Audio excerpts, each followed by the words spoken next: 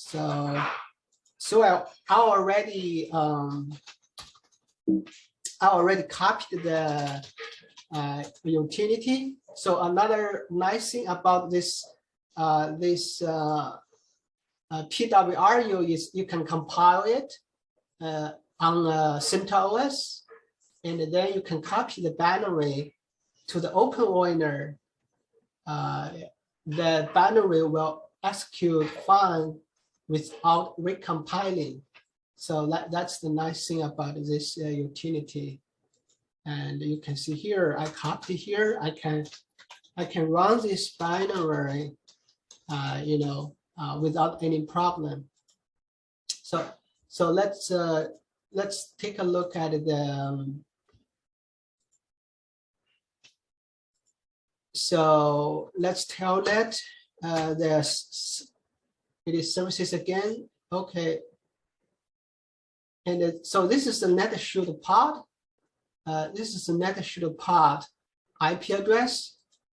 I'm going to copy this pod IP address because I'm going to use it in the PWRU as a filter. Okay, so I'm going to use PWRU filter source IP, which is copy paste my netshoot pod IP address as a source IP because I'm using Telnet to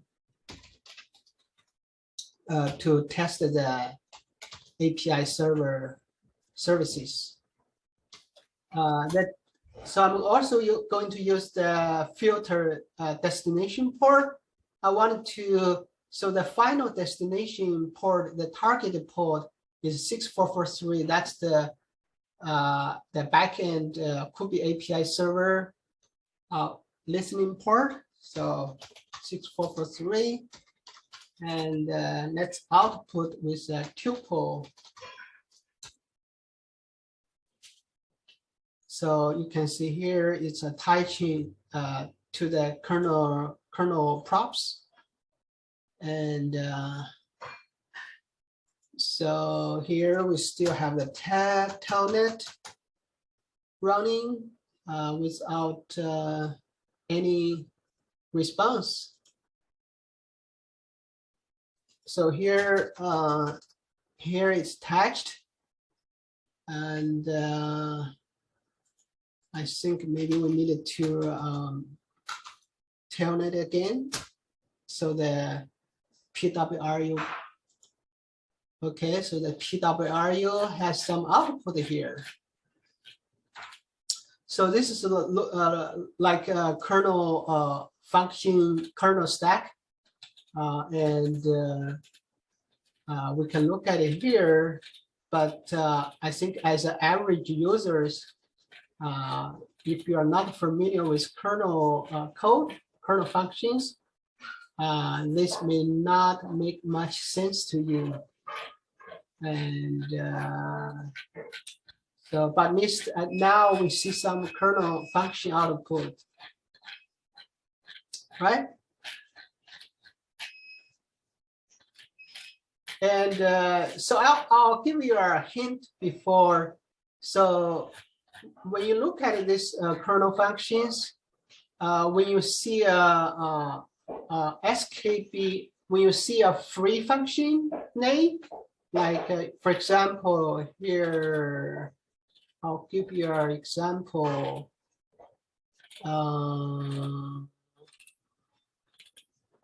Where is a free? So here, here is an example. When you see a free function, SKB, or some other kernel functions with free, basically it means the network packet is freed in the kernel, and it could be you could see it as the kernel dropped the packet, and so and then you should look one more function before this free function, which is the FIP validated source. So after the FIP validated source kernel function, then the network packet is released in the kernel, and so this is a clue you could look for, but still we are not 100% sure if it is some problem related here, and we needed to do more of a controlled test. And so let's see here. You can see the telnet finally timed out. Okay, so where is our CentOS? So we just uninstall it. Should I restart? Probably not. Let's just oh, I know what's the problem with the previous installation, because I rebooted this CentOS virtual machine, and the IP address changed because I'm using DHCP. The virtual machine IP address changed, so that the previous K3 installation, K3S installation is still using the old IP address. That's why I get a failure. And I think now if I use the same script to install the K3S with the new IP address, it should work. It should works. And you can, so, but it's good to see, you can see how I use the bash script to install K3S, and also deploy the Cilium agent. And so this, if you want to repeat the same test, you can use this bash script. So it's still installing. At the same time, so we use the telnet. So because the telnet test, when it's trying to connect to the IP port, it's going to try multiple times, and that's why we get too many output here, like repeated output, because the telnet is trying again and again and again. So that's why I switched the test to SCAPI. So with the SCAPI, you can control your packet. You know, if you just want to test the one with one packet, and we can, you know, have less output. So here is SCAPI test I use with as a controlled test. So let's go to our let's shoot a pot on the openEuler. So I'm going to use this SCAPI. Oh, hold on, I'm going. Yeah, one nice thing about the let shoot, why I use let shoot a pot is because the let shoot, it comes with SCAPI. It comes with a SCAPI package. So on this let shoot a pod, I can start up the SCAPI in interactive mode, and then I use this send command to send just one packet with a SYN flag, and you know, I can control the source port, the destination port, the destination IP address, And so this only sent out one packet. If we look at our PWRU, so we should not see too many output here. Let's send again. So as you can see now, I only have this kernel function output. So this will help us understand more. Yeah. So you can see that this is a SCP that basically triggered the kernel function. And if we look at this kernel function stack trace here, we got the same fib validate source. And after that, it's a free SKB, pip-free SKB. Basically means the kernel dropped the network packet and triggered by SKP in user land, right? So this is much easier to look at with much less output. Okay, so our K3S and Cilium started okay in the CentOS, and we can look at the pod, and I'm sure they are all working fine, like the K3S pod are working fine. But we want to deploy leg shoot because we wanted to see what is the output look like in CentOS from the PWRU, right?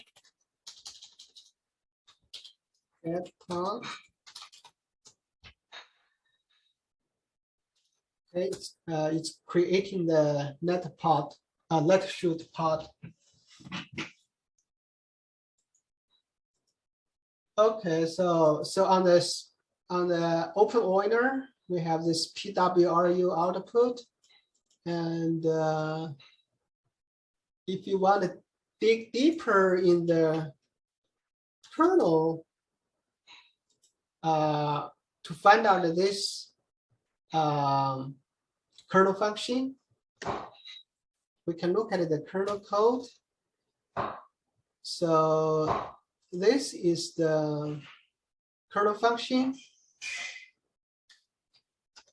Okay, and if we look at this kernel function, basically it says here if this is a return code error, if the error code is less than 0, go to martian source.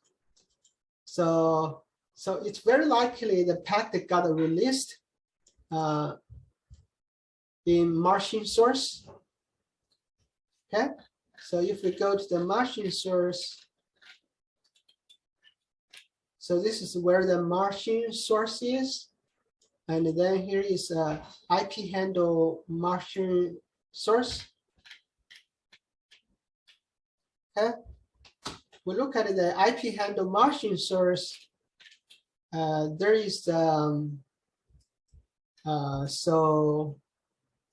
here is a statistics increment the in martian source counters. So this statistics is you can look at the statistics from here.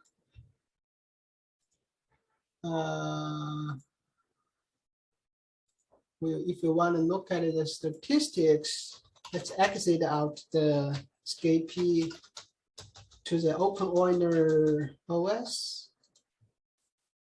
So this is where you can look at the statistics in the route cache. if you look at the route cache, we have a in martian source statistics. Okay, and if you match, so this is in the 8 column. Say 1, 2, 3, 4, 5, 6, 7, 8. So 1, 2, 3, 4, 5, 6, 7, 8. So here there is a non-zero statistics. Okay. So if we do a test again, we can tell if the statistics increase, right? And then we know it's the confirm the problem. It can confirm the problem. Let's telnet.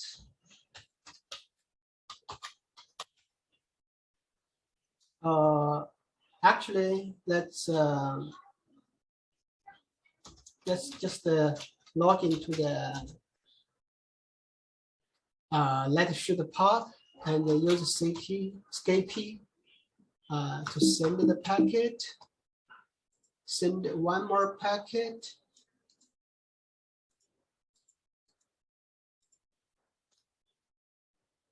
Okay, let's exit out. And remember, here is the statistics. 10 3D. If we look at the counter again, it increased, right? So we know that in martian source counter increased, right? So back to the source code, increase this counter. Okay. So from the source code and the statistics, we can confirm. We can confirm here this fit validated source get an error code less than 0, and we can confirm here, which matches our PWRU output. The packet got released, dropped. Okay. So if we want to look at the CentOS, I think our CentOS should be running now. The let shoot pod. Okay, so we can run the same test on let shoot in the CentOS.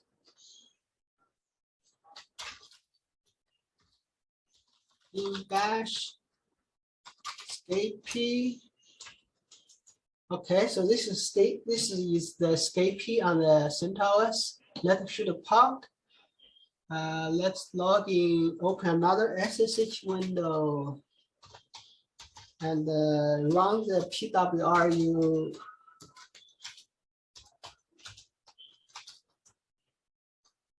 Run the same PWRU and see what output we got. So hold on. So this is the let shoot pod IP address we want to use in the PWRU filter. So we want to use the source IP filter. And the same destination port. So it's touching K props.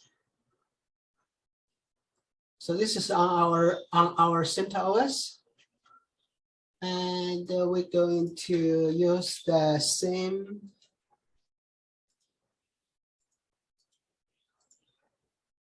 test to the Kubernetes API server services with one packet with the same flag.